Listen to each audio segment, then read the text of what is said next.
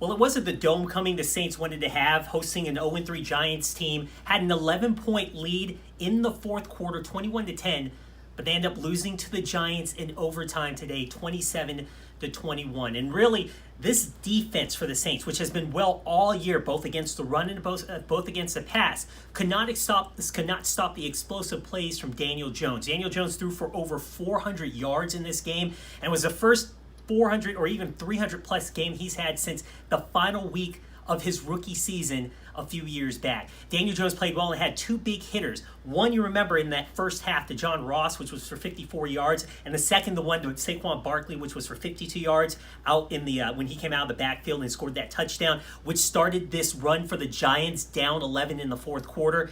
And really, those two explosive plays were really the keys to getting everything started for the Giants.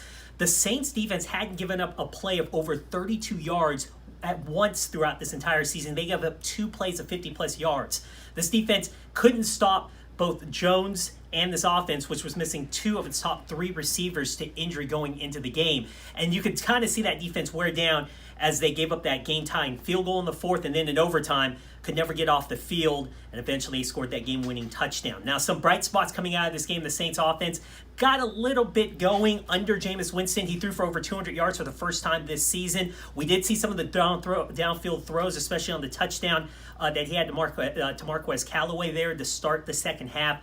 But this offense started really slow in that first half. And Marquez Callaway actually said after the game, that slow start kind of dictated how they played the rest of the game. If they had started off fast, maybe that would have carried over into the fourth quarter when we needed a score. They did have long extended plays and long extended drives in that fourth quarter, but didn't get any points.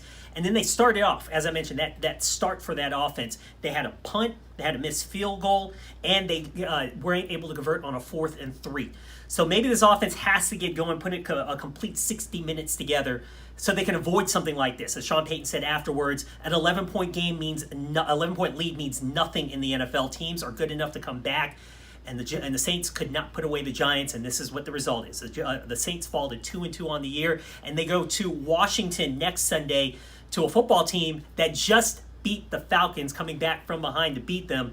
So they're going to go against a really hot football team right now. The Saints will try to rebound here before they enter that bye week.